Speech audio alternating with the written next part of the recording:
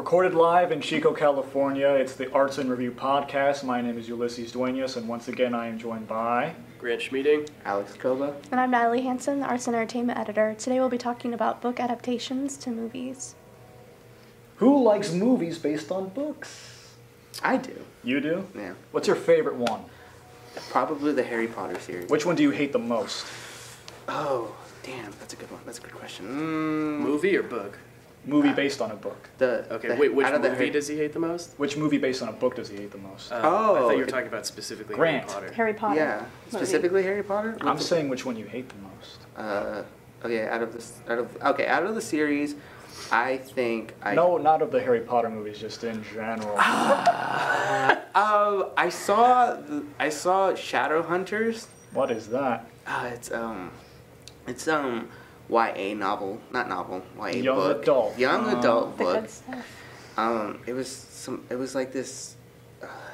She's like half angel, and they go hunting around for demons, and she doesn't know she was like a part of this world, and then she gets introduced to it. And When did the movie come out for that? Oh, dude, this came out like so long ago. I think it was like 2010, maybe. That's ages. Yeah, that is ages, and I actually watched it, and it was bad.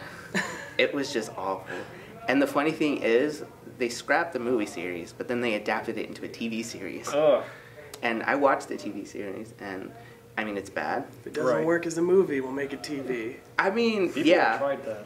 it's bad, but it's like I kept watching it, like on the final series. So what makes a movie work if it comes from a book? Like, what do you have to do to make the book adapt correctly? I think as long as they keep the central themes and they stay true to the characters, that's enough. So, for example? I don't know, like the first Willy Wonka movie? The first. Yeah, not the Tim Burton Depp one. The good one with Gene Wilder. I mean, I think you bring up a good point with characters. I think that's probably one of the most important parts. Because in terms of, like, rewriting things, it's so different writing for a movie than it is for a book. It's just a completely different thing. So a lot of times people compare them way too readily, like, oh, the book was so much better than the movie. It's just like, it's an unfair question overall because they're so different. It's two completely different forms of, like, information consumption. Right, I would think, like, so for example, To Kill a Mockingbird, the book is much longer, and a lot of things have to get cut because for whatever reason they want to reach a certain audience, they want to have a certain maturity but not get to the point that they really could in the early 1960s. Like, there are just some things in the book that don't really appeal to people, like just the general moviegoing audience. Yeah. But at the same time, sometimes when you do that, you lose important things in the structure. Like, it really comes down to the director's ability to decide what belongs still. Like, what are you losing in the script that might risk you later in the theater? Or what parts really don't need to be in there. Like, Right. a certain memory triggered for a character in that book, for example, is not included. It doesn't need to be in there. But there are other things that really do build the character that are not included. But you could argue, like, you love Gregory Peck, you love the casting.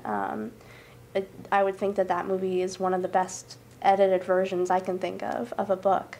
But there are so many other examples I can think of from that time period where it was clearly just let's throw this popular book on the screen with insert name of favorite actor right now. Yeah. And it really hasn't changed a whole lot. I would say you might argue some things have progressed, with Tolkien, for example, but the initial jerk reaction is kind of the same thing.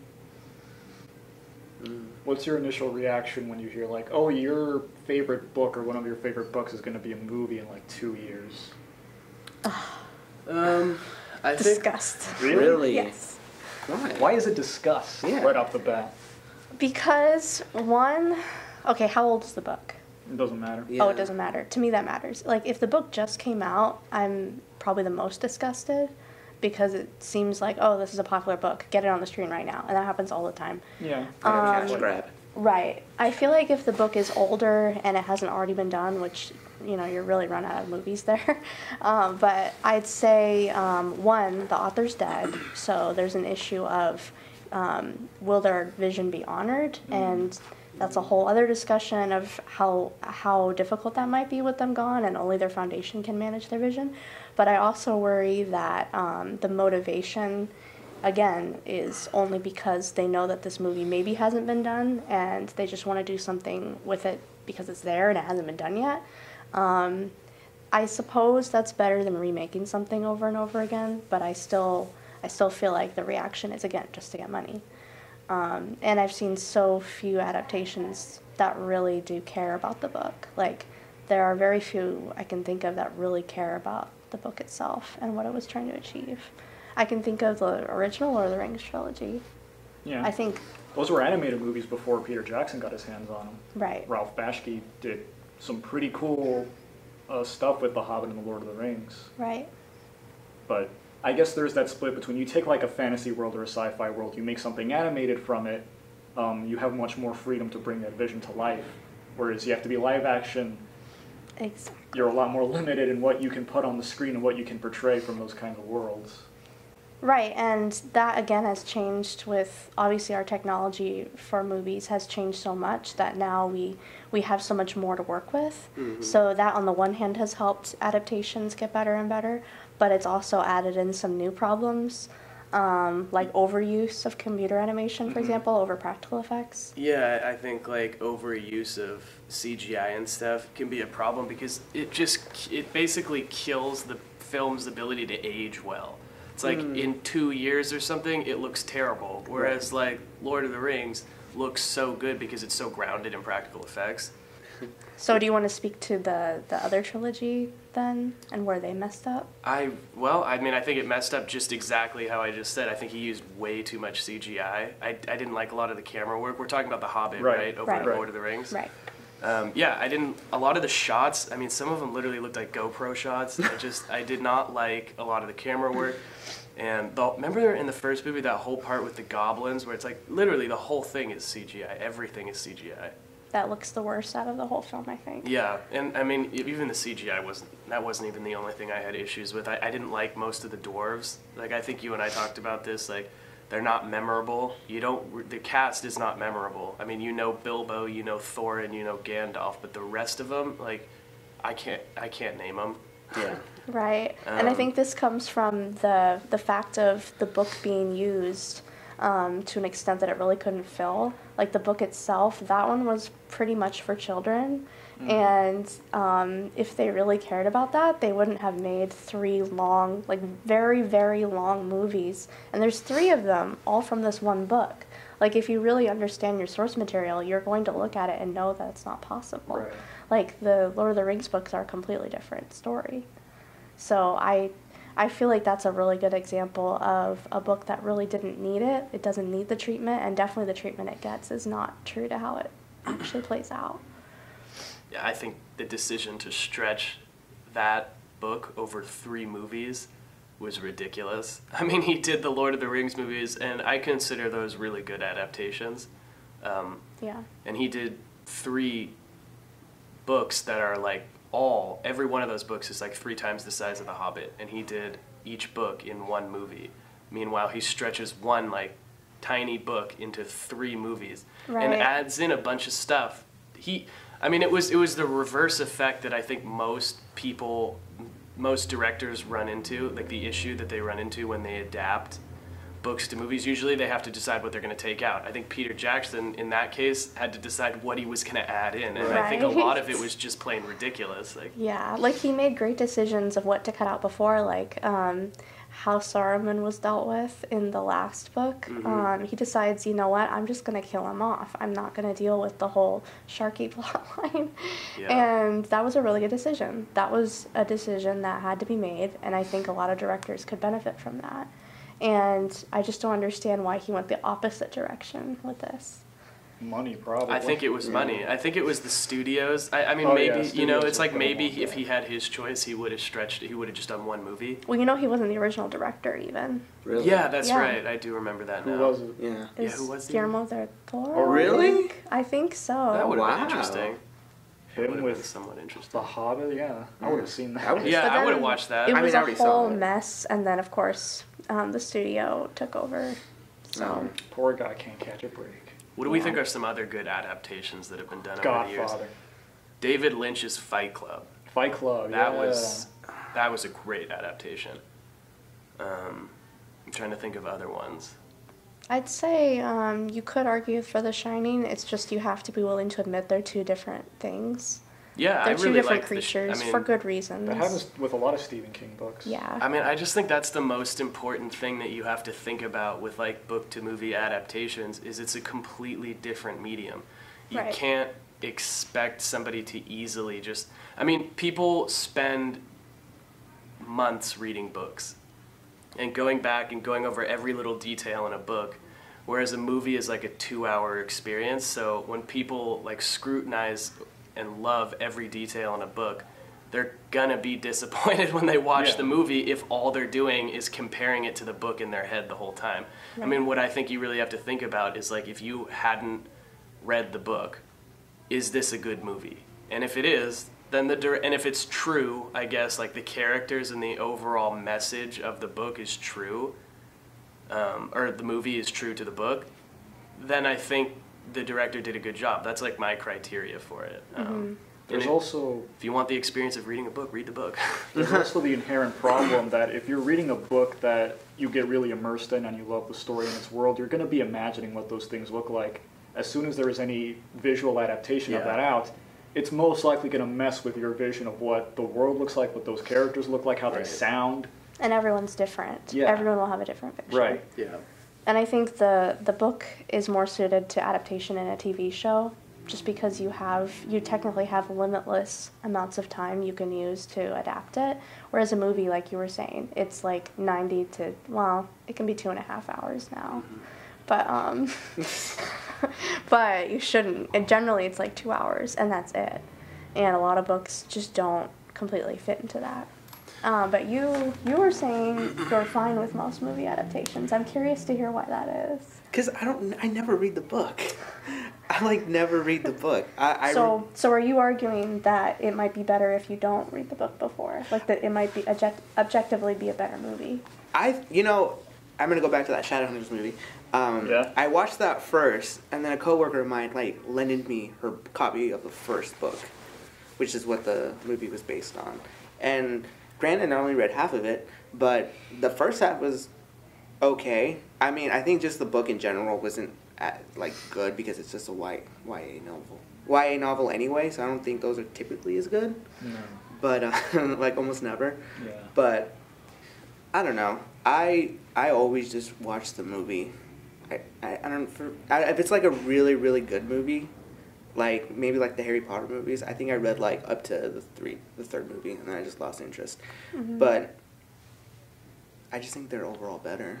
What about comic book movies where you That's what I was gonna say. have not read all the comic books? It's very unlikely you know all the little side journeys and everything. Well, so what do you think about they're usually that side? pretty loose adaptations. They're always loose adaptations. Yeah, like when it's a direct thing, like Civil War, the comic book series, to Civil War, the movie, it's the exact same name and the same basic idea of this team of good superheroes are going to now fight each other for political reasons.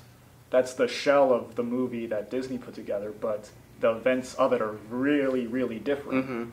And you have the situation where, like, X-Men 2 was loosely based on the series of stories that was put together and called God Loves, Man Kills, that really centers on the fight between humanity and mutants, where it was like this religious thing. And again, like, you have that shell, and it's the skeleton for the story, and you have those themes to play with. But the actual events, even when it comes down to characters, are really different also. But I think whoever they get to put together those stories, usually they're pretty smart with knowing what to keep as far as themes and some events go, some key events, and filling the rest in with something that will fit on screen better. Because the way comic books go, it's like something like Civil War is this culmination of years and years and years of other comic book stories coming together. So you can't adapt that to a movie unless you have a big recap at the beginning. Here are these people, this is what they've done, and this is what they are, this is how they ended up here. So it's an inherent difference to a book. So would you argue, okay, for example, think of a comic book movie that tries to be a tight adaptation. Watchmen. Watchmen, yeah. So, can you think of one that's a good version, Where it's really tight. I think or just not super loose? I think just like all comic book, like Watchmen was terrible. except Watchmen, like all just comic book movies are always super limited because they never have access to all of the characters. Right. Civil War, you had the X-Men in it, you had Fantastic Four, you had all these characters, and they simply just don't have the rights to those characters. So that's why the comic book Civil War had this big cast of characters in them, whereas the movie Civil War has like basically whoever they can get. Yeah, and the relationships even between those characters are very different. So even then, even if it's a tight adaptation of one storyline, they still have to adjust it for what Yeah. they can do. Yeah. And then in that situation, it was like the comic books had their own lead up to Civil War, and then the movies had their own lead up to Civil War that are totally different. So Which is fine. yeah, and it worked. It worked in their favor because the movie's really good. And Or then the Ragnarok and Infinity War storylines had to get changed, and they had Yeah. some actually pretty good changes. yeah. Yeah. As far as like really, we're gonna try to be faithful to this. It's really hard to do that, and I can't think of one that went for that and they pulled it off really well. Like it's hard to do from the beginning. And with something like Watchmen, that's a story that has a very set beginning and end within the same book. Like, that's its own thing, self-contained thing. With something like that, yeah, you could do it. But with Watchmen, their problem is that they tried to stick too close to it. And it ended up being... I mean, Pretty and it was crazy. just, it was bad. Yeah. It was It was bad acting. boring. It was bad, yeah, it was It bad. was really boring.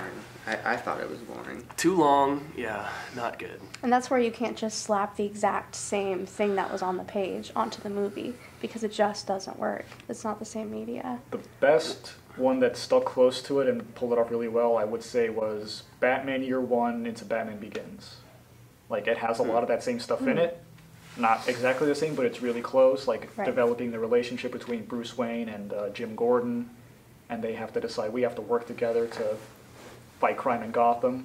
Like, that was probably the best one they've done. It still has some pretty big differences, but it's pretty close to what Year One was.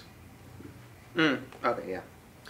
I think one other thing I kind of wanted to hit on is I think miniseries is probably the best way to go for adapting one book or one long comic book. I think like that is opening up because that never really used to be a thing. That those are coming into being a lot more nowadays, and I think I've seen some really good stuff. I'm trying to.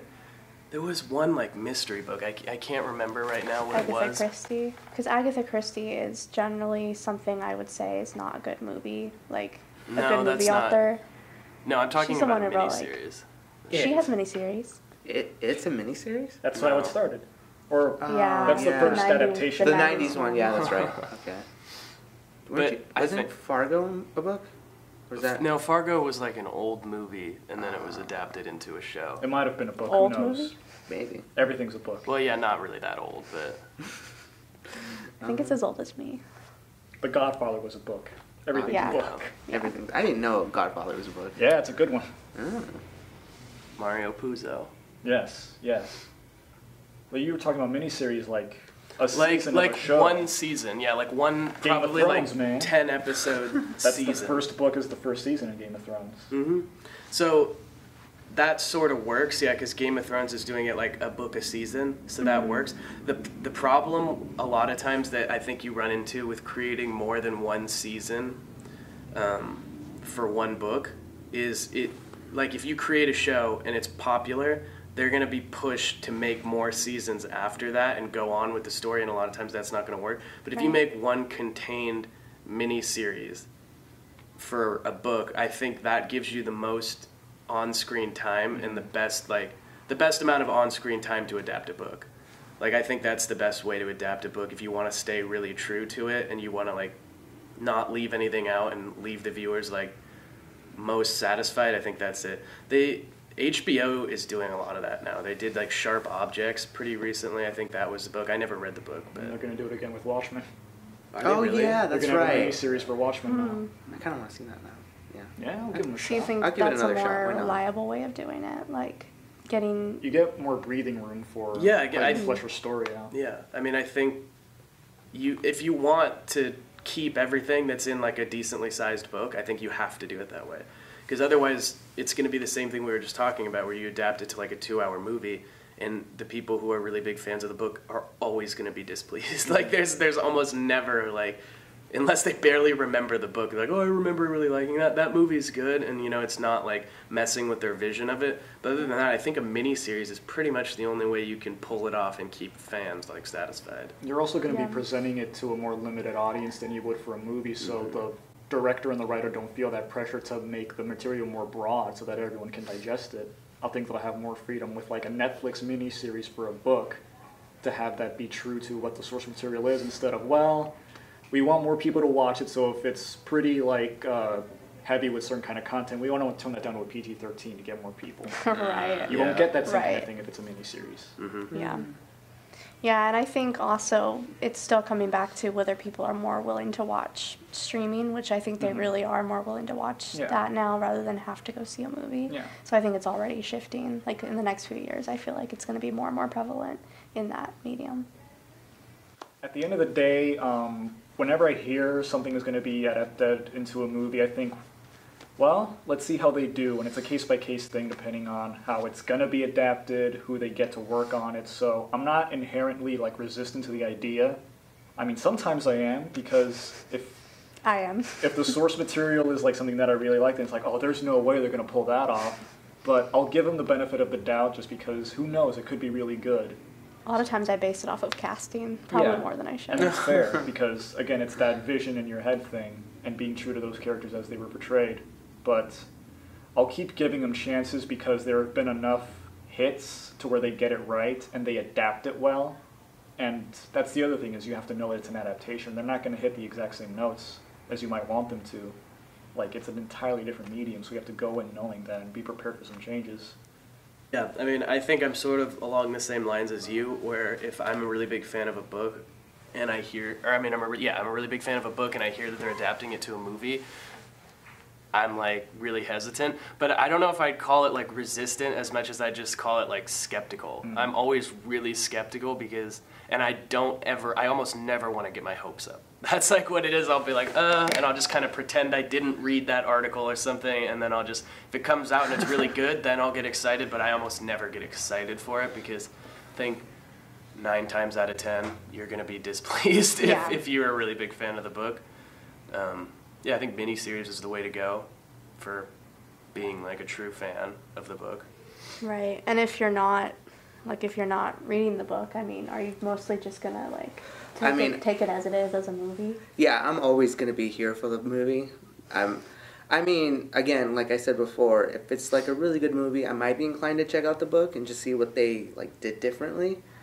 Or I can always just go online and just see what people are ranting about. But yeah, I love movies instead of books because I don't have to read.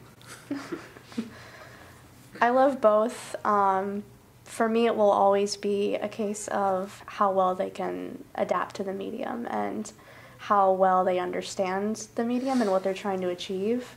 The heart of it is always what's going to matter to me, and with the finished product, like the finished medium. If it doesn't line up with the book, but it creates a really good movie, like for example, The Shining, and it's just an example of what the director can achieve on his own with that story, then that will always be fine. I think that's partly why movies exist. Like, they don't have to just do everything exactly like the book. And that's really what you have to keep in mind, I think. You take the best bits and there's your skeleton for what you want to do. And then if you have to cut out like a ton because it's a long book, then you need to give the director that creative freedom. And it's the same reason that a lot of authors don't like adaptations of their books, because it's not what they wrote. They didn't write it for that medium. They should have hung on to the rights in that case. Yeah, and if they were going to be angry about it, yeah, you're right. They should have hung on to the rights, because they could have sold their rights, but also have something in the contract saying, "I want to be involved as much as I want, as much as I can." They can't take that risk. Just take the J.K. Rowling route.